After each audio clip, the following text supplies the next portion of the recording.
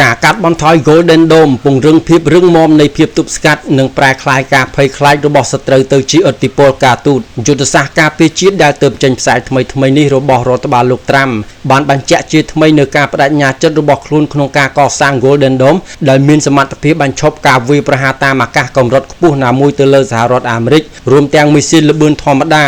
និងមីស៊ីលនុយក្លេអ៊ែរមីស៊ីលប៉ាឡេស្ទិកនិងមីស៊ីលលឿនជាងសម្លេងក៏ដូចជាយន្តហោះគ្មានមនុស្សបើកផងដែរថ្មីនេះប្រធានាធិបតីដូណាល់ត្រាំបានលើកយកគម្រោងនេះមកនិយាយដើម្បីបង្ហាញអំពីហេតុផលដែលសហរដ្ឋអាមេរិកត្រូវការកោះ Greenland ដែលជារឿងធ្វើឲ្យសម្ព័ន្ធមិត្ត NATO របស់អាមេរិកមានការខកចិត្តយ៉ាងខ្លាំងយ៉ាងណាក៏ដោយជាង1ឆ្នាំបន្ទាប់ពីលោកត្រាំបានប្រកាសពីគំនិតព្រួយផ្ដើមនេះ Golden Dome នៅតែជាការស្រមើស្រមៃអត់ប្រយោជន៍និងមានគ្រោះថ្នាក់រដ្ឋបាលបានពិពណ៌នាវាថាជាការរៀបចំប្រព័ន្ធដែលនឹងធ្វើសមាហរណកម្មសមត្ថភាពការពារមីស៊ីលផ្សេងៗរបស់អាមេរិកបំពេញបន្ថែមសមត្ថភាពទាំងនោះតាមរយៈបណ្ដាញដ៏ធំមួយនៃប្រព័ន្ធស្ទាក់ចាប់មីស៊ីលដែលមានមូលដ្ឋានលើលំហហៅកាត់ថា SBIS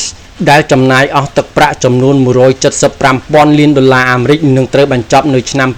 2029យ៉ាងណាក៏ដោយវឌ្ឍនភាពលើការសាងសង់ Golden Dome បានចប់គាំងរួចទៅហើយបង្កឲ្យមានការសង្ស័យនៅទូទាំងឧស្សាហកម្មការពារជាតិនិងទទួលបានការរិះគន់ពីសភាចំពោះភាពមិនច្បាស់លាស់របស់វាអ្នកគាំទ្រគំនិតព្រួយផ្ដើមនេះអះអាងថាការគំរាមកំហែងកាន់តែចម្រុះមានសមត្ថភាពនិងស្មុគស្មាញធ្វើឲ្យអាមេរិកកាន់តែងាយរងគ្រោះជាពិសេសប្រទេសចិននិងរុស្ស៊ីកំពុងអភិវឌ្ឍអាវុធនុយក្លេអ៊ែរអាវុធធម្មតានិងអាវុធតាមអ៊ីនធឺណិតយ៉ាងឆាប់រហ័សខណៈពេលដែលកំពុងពង្រីកប្រព័ន្ធមីស៊ីលរបស់ពួកគេយោងតាមអ្នកសង្កេតការណ៍ទាំងនោះមូលដ្ឋាន Golden Dome អាចកាត់បន្ថយការខូចខាតខណៈពេលដែលធានាដល់សម្ព័ន្ធមិត្តថា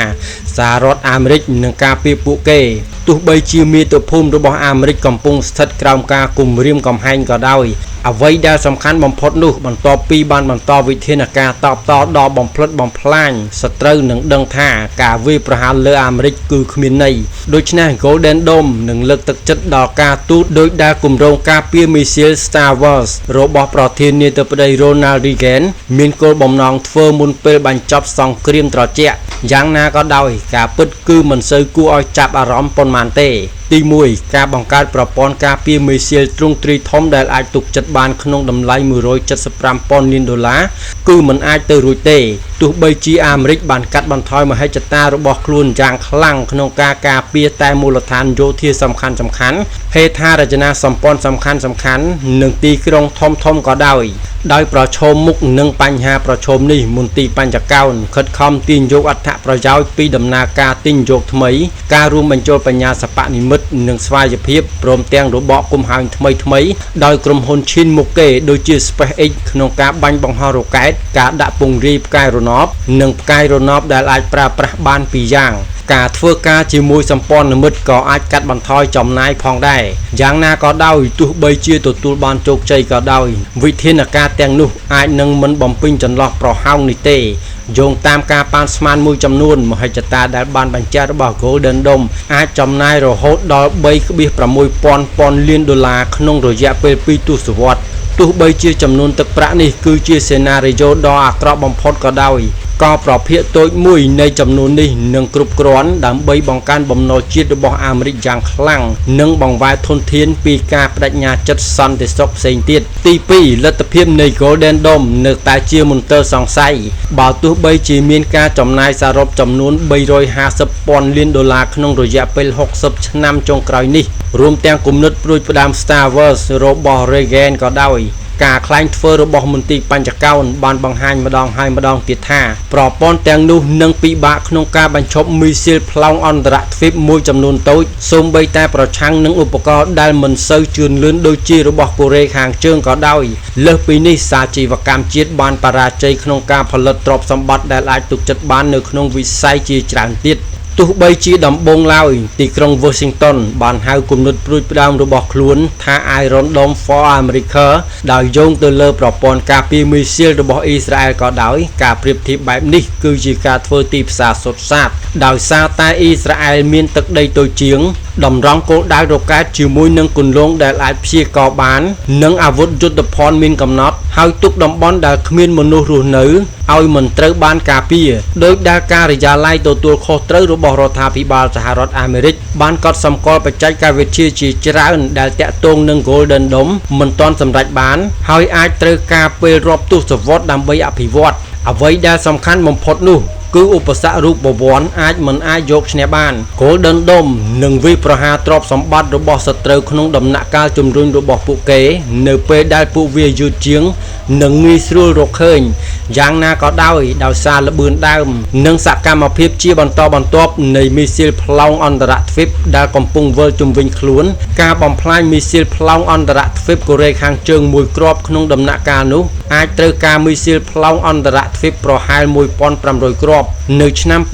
2035 ប្រទេសចិននិងរុស្ស៊ីអាចមានមីស៊ីលប្លង់អន្តរទ្វីបសរុបចំនួន 16,000 គ្រាប់ដោយមិននិយាយពីមីស៊ីលល្បឿនលឿនជាងសំឡេងនិងអាវុធផ្លូវអាកាសផ្សេងទៀតលើសពីនេះសត្រូវរបស់អាមេរិកអាចធ្វើឲ្យពេលវេលារបស់ពួកគេខ្លីជាងមុនការបាញ់ចេញពីកន្លែងស្ងាត់និងប្រើប្រាស់វិធានការតបផ្សេងទោះបីជាការប្រើប្រាស់និងសកម្មភាពជាបន្តបន្ទាប់នៃមីស៊ីលប្លង់អន្តរទ្វីបឡើងវិញសម្រាប់ការស្ទាក់ចាប់នៅពាក់កណ្ដាលផ្លូវនិងផ្ដល់ពេលវេលាបន្ថែមទៀតដល់សហរដ្ឋអាមេរិកដើម្បីស្ទាក់ចាប់ក៏ដោយវិធីសាស្ត្រនេះនឹងមានតម្លៃថ្លៃជាងហើយនឹងមិនផ្ដល់មធ្យោបាយណាមួយដើម្បីបែងចែកមីស៊ីលคล้ายៗពីគោលដៅពិតប្រាកដឬបំផ្លាញអាវុធនៅក្នុងបរិយាកាសឬក្រោមទឹកនោះទេជាទូទៅចិននិងរុស្ស៊ីអាចទប់ទល់នឹងកិច្ចខិតខំប្រឹងប្រែងរបស់អាមេរិកដោយការដាក់ពង្រាយមីស៊ីលបន្ថែមទៀតដែលមានសមត្ថភាពគេចពីការការពារអភិវឌ្ឍទ្រព្យសម្បត្តិប្រឆាំងអវកាសដោយឧបករណ៍រំខាននិងអាវុធថាមពលនិងពាសពេញផ្ទៃមេឃជាមួយនឹងមីស៊ីលដែលមានមូលដ្ឋានលើដីដែលមានតម្លៃថោកជាងឆ្ងាយណាស់ដូច្នេះទីក្រុង Washington ប្រឈមនឹងហានិភ័យនៃការជាប់អន្ទាក់ក្នុងដំណើរការដ៏វឹកវរនៃការដាក់ថ្លៃដើមដោយខ្លួនឯងដូច្នេះហើយអគារ Golden Dome ជារឿយៗត្រូវបានគេចំអកថាជាល្បិចនយោបាយមួយដែលនឹងមិនជួយជំរុញការការពារជាតិអាមេរិកទេប៉ុន្តែជាចម្បងផ្ដល់ផលប្រយោជន៍ដល់ភាពស្មុគស្មាញយោធាឧស្សាហកម្មអាមេរិកយ៉ាងណាក៏ដោយការខិតខំប្រឹងប្រែងរបស់វាអាចធ្វើឲ្យអស្ថិរភាពឧទាហរណ៍វាអាចធ្វើឲ្យចិននិងរុស្ស៊ីមានការភ័យខ្លាចឡើងវិញថាទោះបីជាមានកម្រិតណាក៏ដោយប្រព័ន្ធការពារមីស៊ីលរបស់សហរដ្ឋអាមេរិកអាចស្ទាក់ចាប់អាវុធនុយក្លេអ៊ែរដែលនៅសល់មួយចំនួនរបស់ពួកគេបានបន្ទាប់ពីការវាយប្រហារលើកដំបូងដ៏ធំរបស់សហរដ្ឋអាមេរិកលើសពីនេះ Golden Dome ត្រូវបានសាងសង់នៅលើបណ្ដាញប្រព័ន្ធការពារមីស៊ីលដែលឡោមព័ទ្ធសត្រូវរបស់អាមេរិកនៅអឺរ៉ុបអាស៊ីបូព៌ានិងមជ្ឈិមបូព៌ាដែលអាចត្រូវបានប្រើប្រាស់ឡើងវិញយ៉ាងងាយស្រួល